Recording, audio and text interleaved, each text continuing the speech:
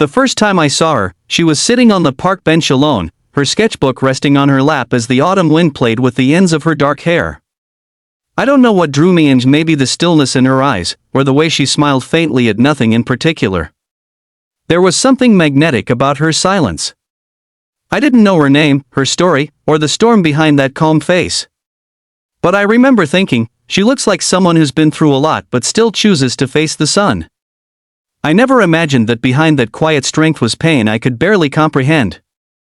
And when she finally looked at me one evening and said, "Don't stay if you just feel sorry for me," it broke something open in me I didn't even know existed. I was just a guy trying to find his footing again. After losing my job and going through a breakup that left me feeling like a shell, I had started taking long walks in that same park, trying to clear my head.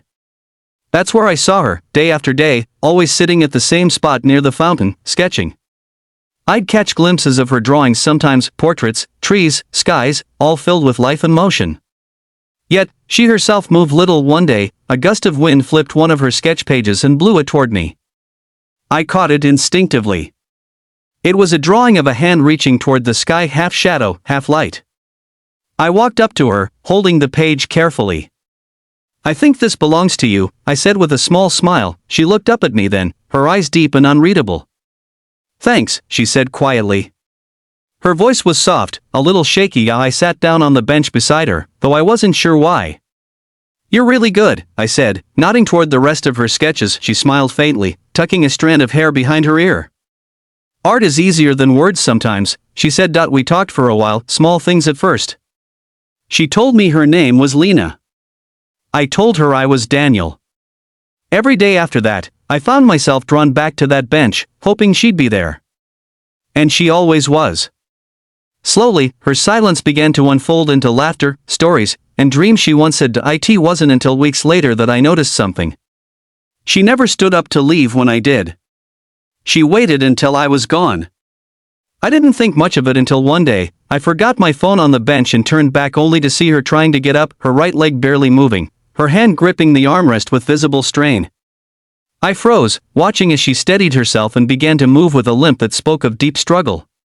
She saw me looking and quickly sat back down, her eyes hardening. "You saw," she said quietly, her lips pressed together. I hesitated, unsure what to say.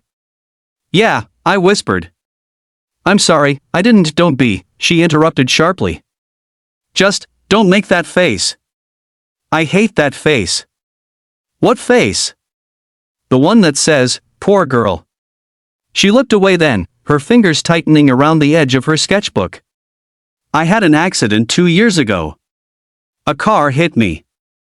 The doctors said I was lucky to even walk again. But luck doesn't mean whole. So, no pity, okay?" I nodded, quietly moved by the defiance in her tone. "Okay," I said softly. "No pity." After that, things changed, but not in the way I expected. She didn't push me away. If anything, she opened up more. She told me about the night of the accident, about losing her fiancé who couldn't handle her new life. She told me how she hated being seen as fragile when all she wanted was to live fully again. One rainy afternoon, I brought her a cup of coffee and sat under the umbrella beside her. She laughed when I accidentally spilled half of it on myself. "You're hopeless," she said, shaking her head. "Maybe," I said with a grin. "But at least I'm trying." Her laughter softened into a silence that felt heavier than the rain around us.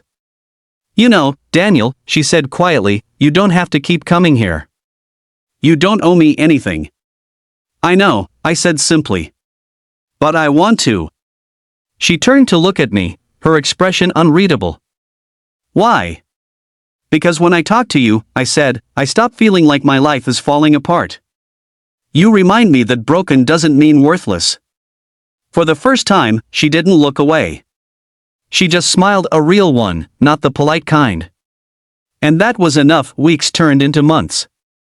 She started standing more often, taking slow walks with me around the park, her hand clutching my arm for balance. Each step she took seemed like an act of rebellion against everything that tried to keep her down. And I admired her for it, deeply. One evening, as the sun dipped below the horizon, I told her I wanted to take her to dinner. She hesitated, her gaze flickering to her leg brace. You sure you want that kind of attention? She asked softly. Absolutely, I said without hesitation. You've earned it. The dinner was awkward at first. She was tense, aware of every stare that came our way. But halfway through, as she told me a story about accidentally painting her cat once, she started laughing so hard that people around us began smiling too. In that moment, she wasn't someone defined by pain. She was just Lena, the woman with a spark that could light up a room. When I walked her back to her apartment that night, she stopped at the door, turned to me, and said the words that would stay with me forever: "Don't stay if you just feel sorry for me." The way she said it, firm, trembling, but honest, hit me harder than anything before. I took a deep breath and looked her straight in the eyes. I don't stay because I pity you, I said softly. I stay because I see you. And I want to. Her eyes glistened, and for a moment, she didn't move. Then she smiled, small, but full of life. Then stay, she whispered. That night marked the beginning of something new, not perfect, not easy, but real. We faced setbacks, physical therapy sessions, days when she wanted to give up and nights when I didn't know how to help. But we learned that love wasn't about fixing each other. It was about walking beside one another, even when the road was uneven. Months later, she held an art exhibition called Still Standing.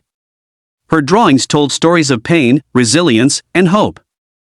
And when she introduced me to the crowd as the man who reminded me I was more than my scars, I realized that maybe we both saved each other in ways neither of us expected, because sometimes, the most powerful love stories aren't about perfect people, they're about imperfect souls who choose to stay when life gives every reason to run. And as I stood beside her that night, watching her smile beneath the lights, I finally understood what she meant when she said, "Don't stay if you just feel sorry." For me, she never needed pity. She needed to be seen, and I was grateful to be the one who finally did.